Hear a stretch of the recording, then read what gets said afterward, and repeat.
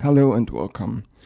So, what's currently going on in the world? I think it makes sense to have a little bit of an understanding what the ballistic missile arsenal of Iran actually looks like, what capabilities they technically have, and so on and so forth.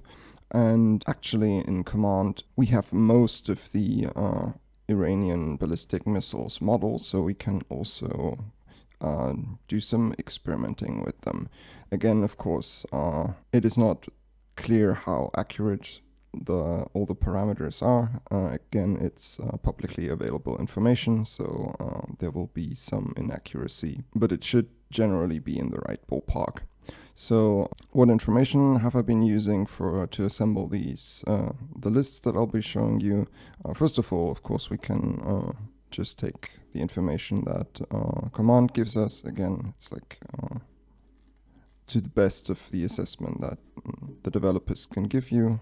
And this is how they'll be modeled in game, which is relevant for this kind of video. Then I've been using this website, which is Iran Watch, which has like a table of Iran's ballistic missile arsenal, which I found really nice, especially since it's divided into like the SRBMs, MRBMs, and other kinds of missiles. So this link will be in the description. And then there is the CSIS Missile Defense Project, which also gives some good information and a list of the currently available missiles and stuff like performance characteristics, size, payload, and so on and so forth, and some nice images.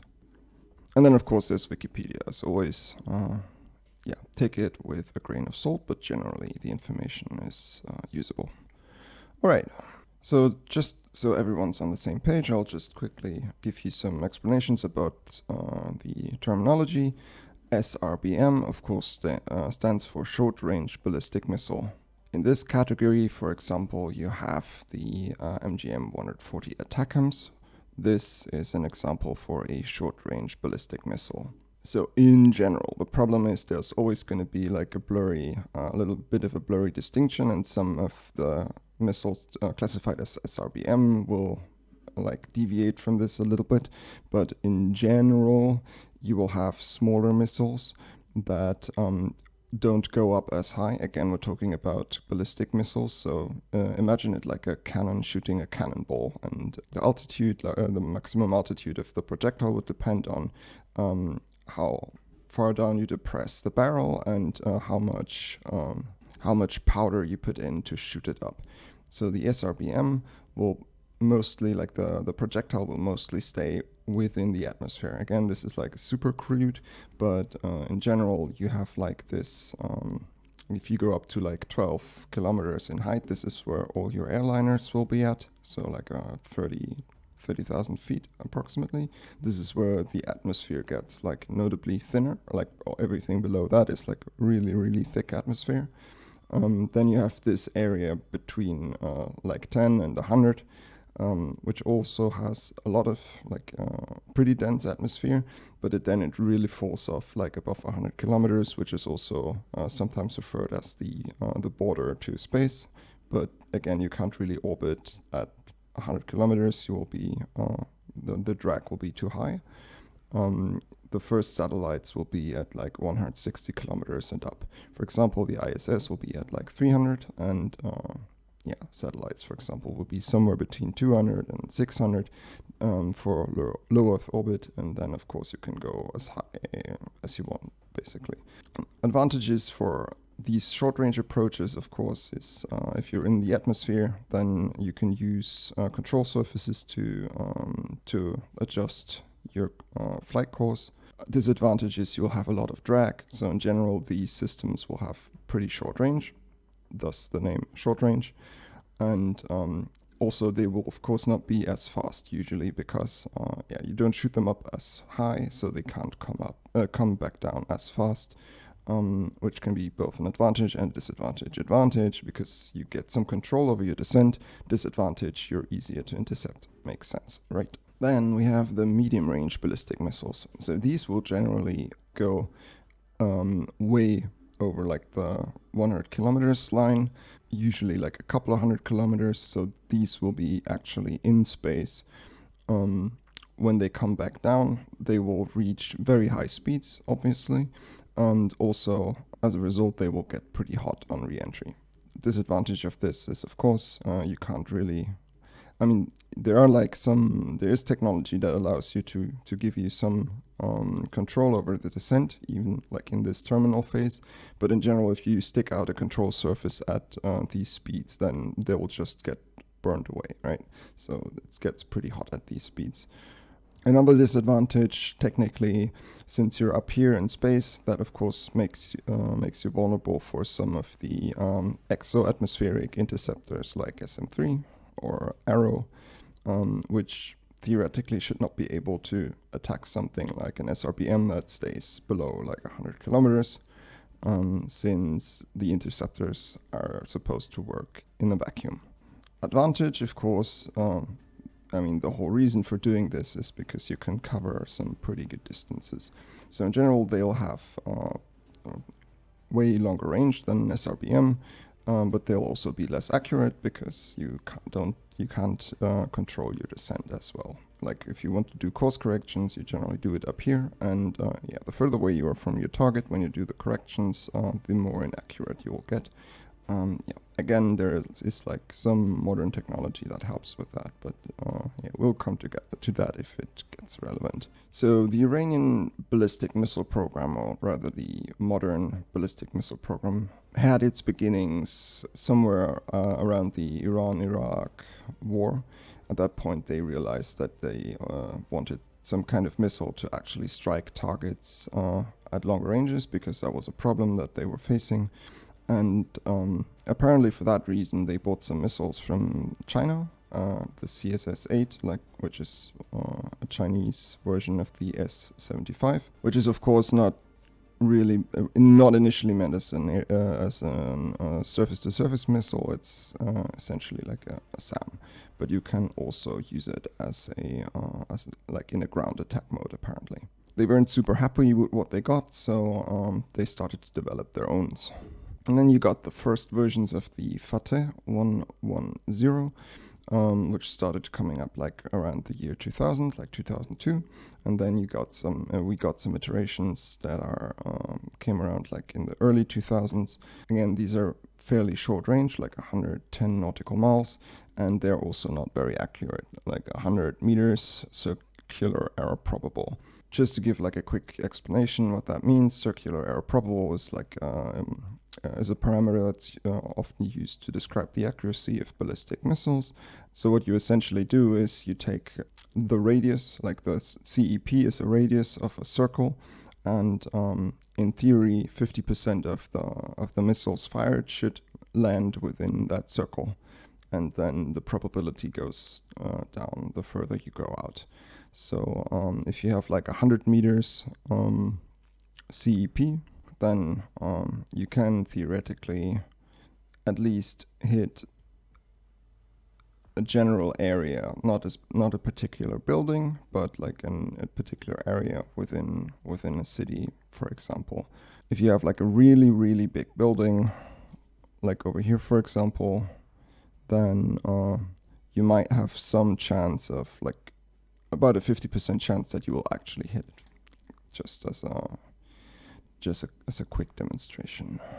So as the years went on, they built further iterations of this kind of design. This is what they look like, by the way, with the range going progressively further and the CEP going progressively down to like the Fattah 110D, which is one of their more modern versions, first fielded in 2012, and it has a CEP of 10 meters. Now you can definitely hit, or you have a very good chance of hitting that large building that you were aiming at. So there are reports of them actually building like strap-on guidance kits and stuff for some of the older versions of these to retrofit them with better accuracy. So I think that kind of indicates that there's probably a lot of these kinds of missiles of various versions out there, and these may very well make up the bulk of their SRBM arsenal. just a guess. I think it makes sense.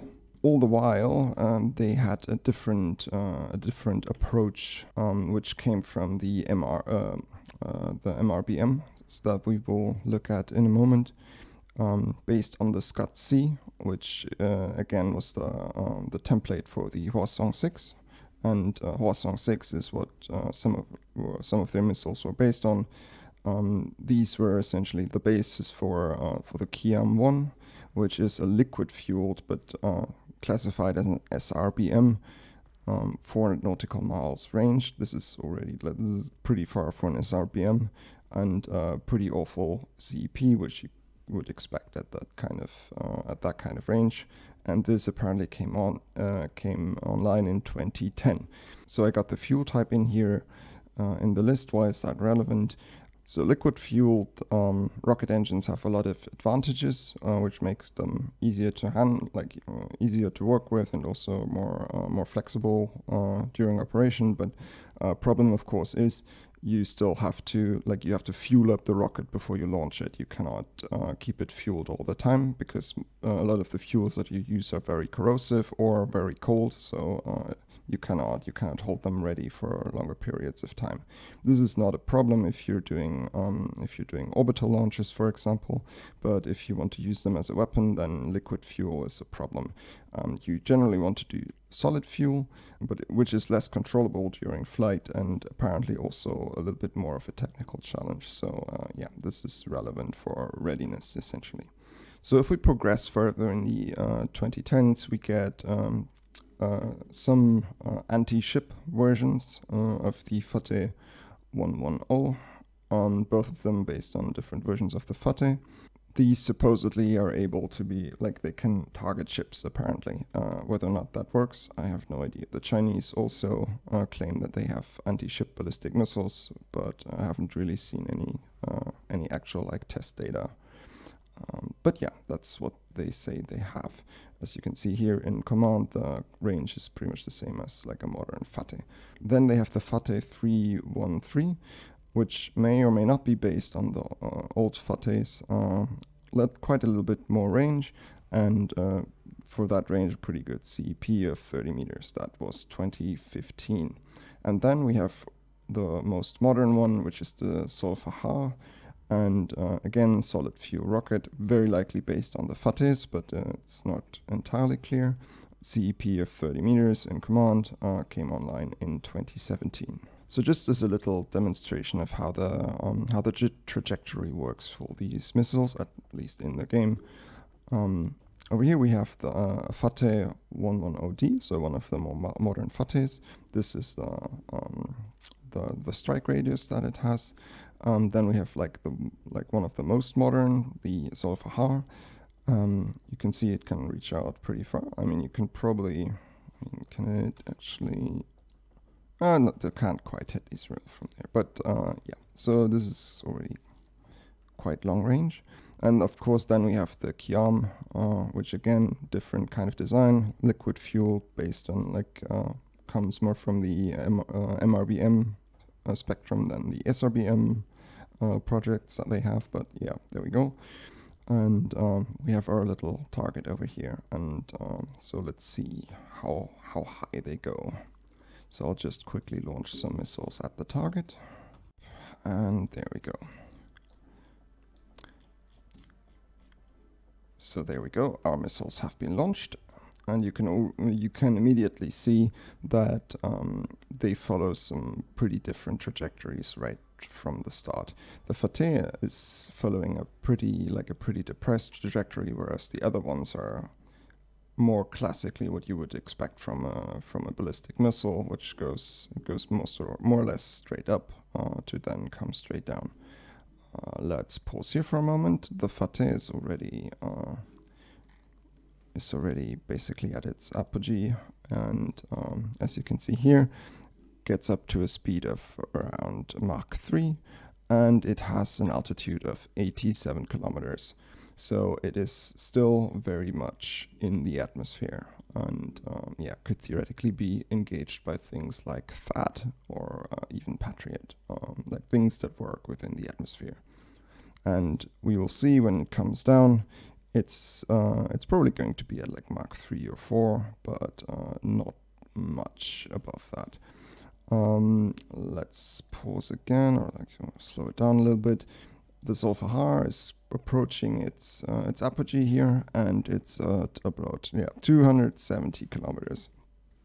So this is like way out of the atmosphere. This is close to the orbit of the ISS, for example. So this is already pretty high up for an SRBM.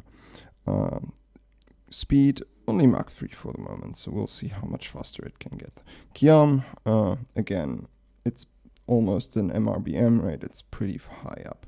So right now we're at almost 400 kilometers, and it's going to go even higher.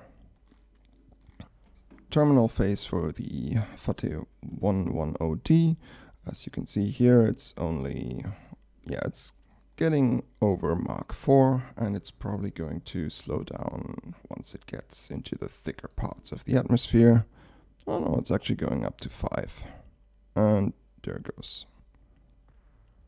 Now it's getting slower, and smack. Meanwhile, the Zolfaghars, they're at Mach 2.7. Let's see, speed it up a little bit. So now we're basically during re-entry. We're getting into the, still over 100 kilometers, but we're getting into the into areas where drag becomes a real thing, and then we're at Mach 6.8. This is already kind of MRBM territory, at least in my opinion. I don't know if there are any good definitions of this. So let's see where it will top off. Will it reach? Now it's like at 7. And now it goes back down, and smack. At around Mach 7. Qiam coming down already at Mach 6, still 200 kilometers altitude. There we go, now we're really in the thicker parts. Mach 7, Mach 6, and smack. So you can see the differences here. Like the Fattah 110D is basically what I would expect from an SRBM. The other ones are like borderline MRBM. But yeah, that's that. All right, moving on to the MRBMs. So the Iranians started building their own mid-range ballistic missiles based on the Scud as early as 1985. And they were usually, or they seem to be based on North Korean versions of the Scud-B, which they were able to acquire back then. So the Shahab-1 is like a direct descendant of the Scud-B over the Hwasong-6. The Shahab-2 is not a direct descendant of the Shahab-1. It was built based on the Scud-C, which again was the basis for the Hwasong-6. And as you can see here, all of them have pretty terrible ranges and also terrible CP. All of this culminated in the first version of the Shahab-3, which has a pretty, at least in the game, is modeled as having a pretty good range of 800 nautical miles and a CP of a full kilometer. So if we're looking at the same airport again, this would be 1 kilometer. So if you shot it at the airport, you would have more or less a 50% chance of hitting it. Of course, all of these are liquid fueled, which is normal. They usually use like a hypergolic rocket fuel. Again, it's a Scud. And yeah, this is early 2000s. During the 2020s, they continued to refine this design and build more like newer versions of the Shahab-3. You have Shahab-3B, C, and D, and then the newer named versions, Emad and Qadr. Still, all of them liquid-fueled. Range up to 1,000 nautical miles, and then you have like this, like the Shahab-3, B, C, D versions still are not like really guided, so like they don't have a way of like getting better accuracy. In 2016, these Emad and Qadr apparently have some kind of terminal guidance and like very drastically reduce the CEP. So they're actually relatively modern ballistic missiles. Again, it makes a lot of sense to assume that probably, like based on what you can see here, a big chunk of the Iranian MRBM arsenal is probably made up of these, like different versions of the Shahab 3 with generally these performance characteristics. So just as just to very quickly check if you have like a Shahab 3, I think this should be one. Yes, there we go. So this is like a Shahab 3A, 800 nautical miles. Could that theoretically hit? Yes. So these can easily reach Israel. These can also very easily reach a lot of the US bases in Saudi Arabia. They can hit most places in Saudi Arabia. And they could also hit almost everything in Turkey. Moving on after, like in the mid-20 teens. So the first notable one we should probably talk about is the Sejjil. So the Sejjil seems to be like one of the first attempts to make a mid-range ballistic missile that actually uses solid fuel.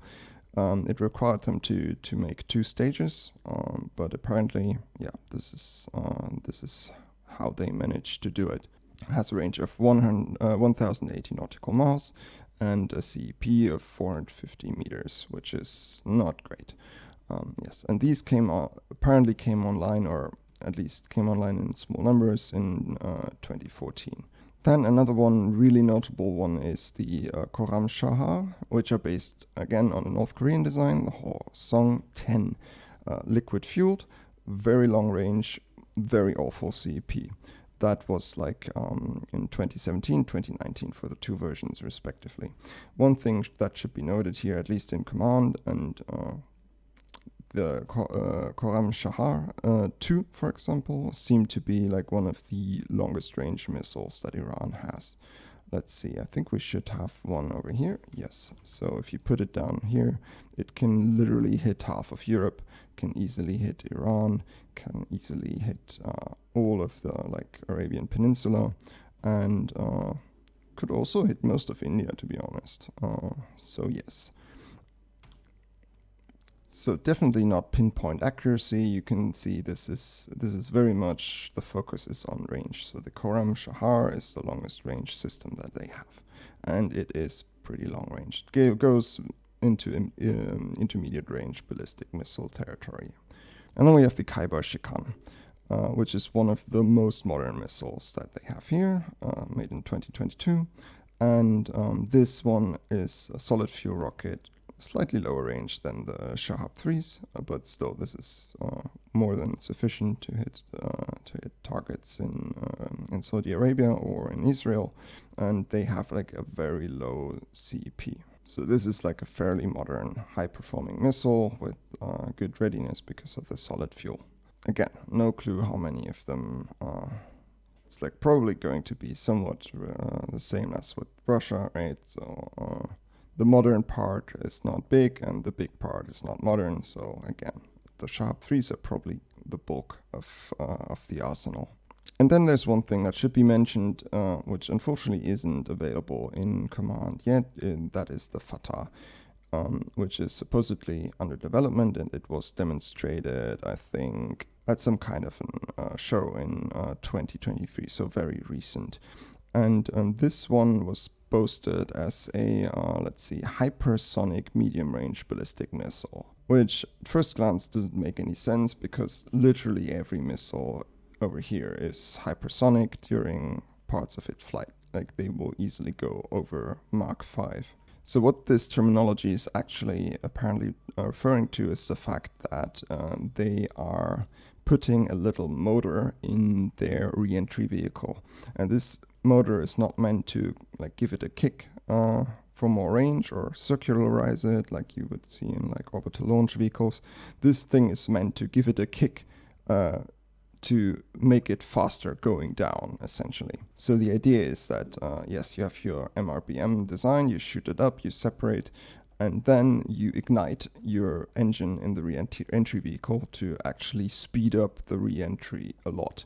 And this theoretically would also probably give you a little bit of control over the trajectory and give you better accuracy.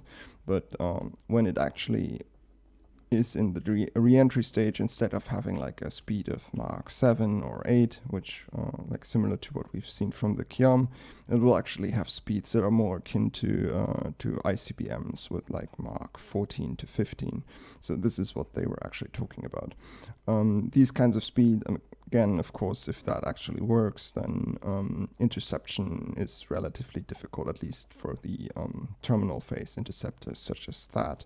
THAAD really has a hard time of hitting like ICBM projectiles, and this one would essentially act like an ICBM projectile. Again, once you're out in space, of course, you have the risk of getting hit by an exoatmospheric interceptor such as SM-3.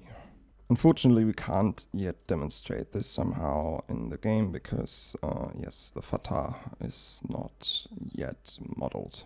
So I hope you found this little overview helpful or interesting. If so, feel free to give me a like, and yeah, see you next time.